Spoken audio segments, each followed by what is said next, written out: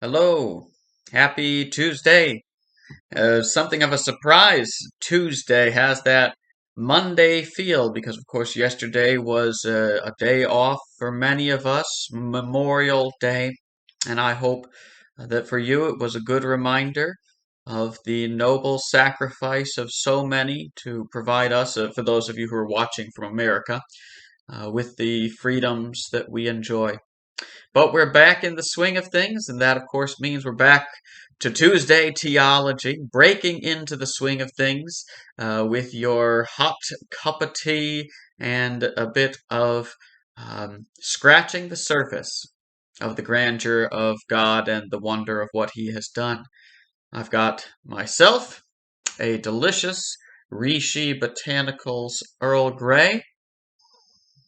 Oh, mm, mm. And and we are going to now continue in the attributes of God, enter into an area that has been controversial in recent times within Christian theology, and that is talking about God's immutability. Immutability, that God does not change. That is controversial. I do not say that it should be controversial, but it has been controverted in recent times. There's a number of characteristics of who God is that Christians have maintained throughout pretty much all of Christian history until the contemporary era where some of these things have been questioned. And really, some of the things we've already been talking about, God's eternity and omniscience, are challenged by some who claim to be Christians. And this matter of his immutability in particular is challenged significantly because of changing cultural standards and philosophical winds of thought. And let me take a step back and say, so what are we talking about? We're talking about God's immutability, that God does not change. Now, this is not to say that God does not act. No, God acts. He enters into time, as it were. He acts in time without ceasing to be the eternal God.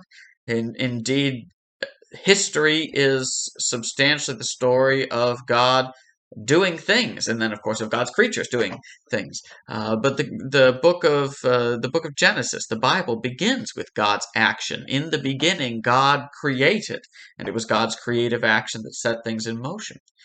God speaks with His people by various means. God forgives and loves. God cares. God sent His Son to be our Savior. So the fact that God does not change doesn't mean that God doesn't do anything. No, God does things, but it means that even while He acts, God remains the same. And that really, when you think about it, has already been implied by some of the things we've been talking about. If God is everywhere, then he doesn't need to move, so to speak. He can act without having to go from place to place because he's already not confined by place. If God is eternal, he's not confined by time. Well, then how could he change? He is himself consistently. He has perfect life already in the Trinity.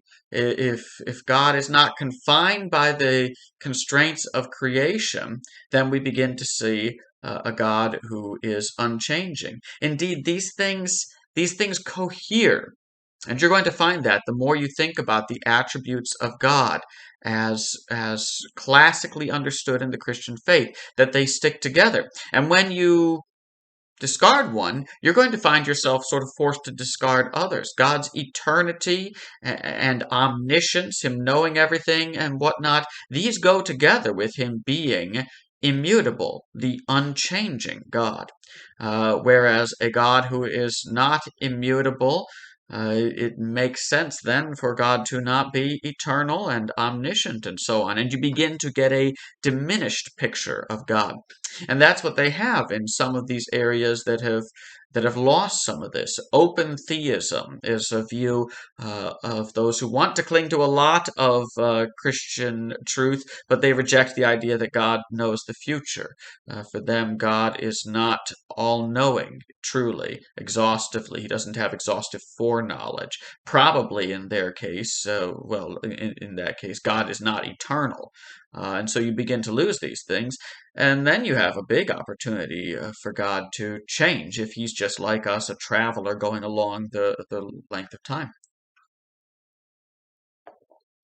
But classically, Christians have held that God does not change. God is eternal and all-knowing. And this is both implied by some of his other attributes, and it is logically sound in terms of its perfection, for change takes you from better to worse, or worse to better. When you change, you may change in a way that is neutral, but often you change in a way that improves or that decreases. For us, we become more educated, or we begin to forget things. We get stronger as we exercise and stuff, or we get lazy and we atrophy and so on. Change increases and decreases our powers and abilities and wisdom and knowledge. It changes our character either towards holiness or away from it. God is already perfect. He's perfect in power. He's perfect in knowledge. He's perfect in wisdom. He's perfect in holiness. For him to change would be to become less, because he can't become more. James Dolezal has a good statement for understanding this. James Dolezal, his book All That Is in God, published by Reformation Heritage. It's rather recent. When is it from? 2017. And this is a book every studious Christian should read. It certainly is intellectual, but it's not too hard. And so if you're of a somewhat studious nature, I really recommend this is one to pick up and read. And he says in here, God's glory is not actually increased when we glorify him. His perfect fullness of love is not intensified by our acts of obedience. His intrinsic, infinite hatred for sin is not made a little hotter by our transgressions. All these things being glorious, loving, opposed to sin, God simply is in and of himself. The delight he manifests in repentant sinners and the wrath he reveals against the ungodly are nothing but his own fullness of perfect being, variously disclosed with reference to particular creatures at different times. So do you see what he's saying? He's saying, yes, God interacts with us. And we see at times God's love and mercy display. We see at times his holiness and therefore the wrath of his holiness against sin. But that doesn't mean that God changes. That means that the unchanging and consistent God is displaying his character, of course, in different ways related to different creatures in different circumstances. And of course, ultimately, Christians have regarded God as unchanging because it says so in the Bible.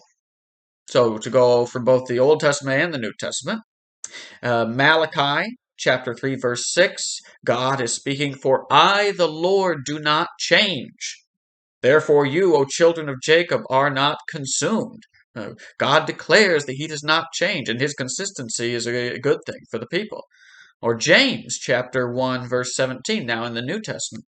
"Every good gift and every perfect gift is from above, coming down from the Father of lights, with whom there is no variation or shadow due to change."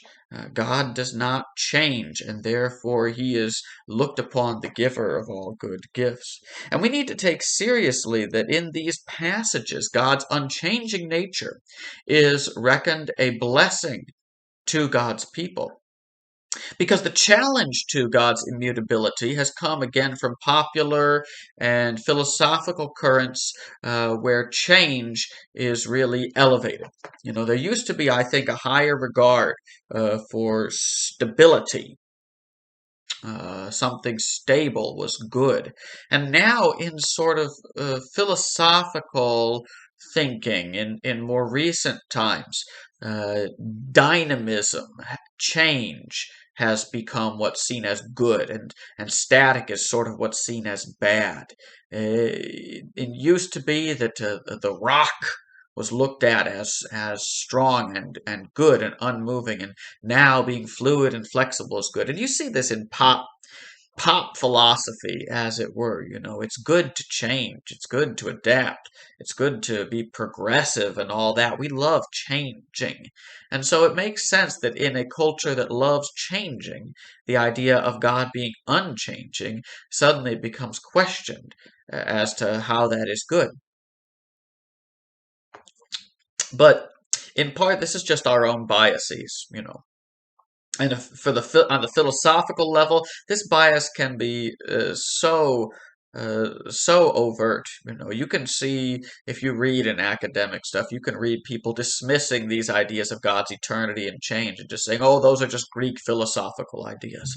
I've coined a term. Hellenophobia. That's fear of Greeks. We're all into phobias these days. So there's a lot of Hellenophobia in some areas of scholarship. Oh, that's a Greek idea, therefore it's bad. Well, it may be expressed in certain terms, but it's not just a Greek philosophical idea. It's a biblical idea, and even if it were a Greek. To the extent that things are Greek philosophical ideas, you've got to demonstrate that that's bad. Anyway, an aside for the scholars. On a more popular level, though, change and dynamism is regarded as good. That's where the life is. Things that don't change are dead.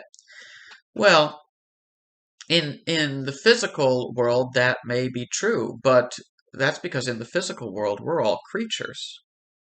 Yes, creatures change because we're finite, we're limited, we can continually grow. And we can grow for the better or for the worse. God is not a creature. God is different. And we need to respect God's perfection, and we need to have regard for the scriptures and the truth. And we will find, if we are willing to be shaped by the biblical worldview instead of by popular philosophical currents, then we will find there is actually tremendous value and comfort to be found in recognizing the glory of God's unchanging nature. Think back to those two passages we already mentioned. I, the Lord, do not change. Therefore, you are not destroyed. So God's constancy separates him from the fickle and outraged natures of human rulers. God's constancy is the safety of his people. Or James, the good and perfect gifts are from God who does not change. God's constancy is the source of his generosity, God's abundance. God is the one who we can look to. In two other New Testament passages I want to point to quickly, we see God described as the rock. And they did not think that that was a bad comparison. No, in fact, that was a comparison that gave tremendous assurance and comfort. God is strong. God is stable. God is unmoving.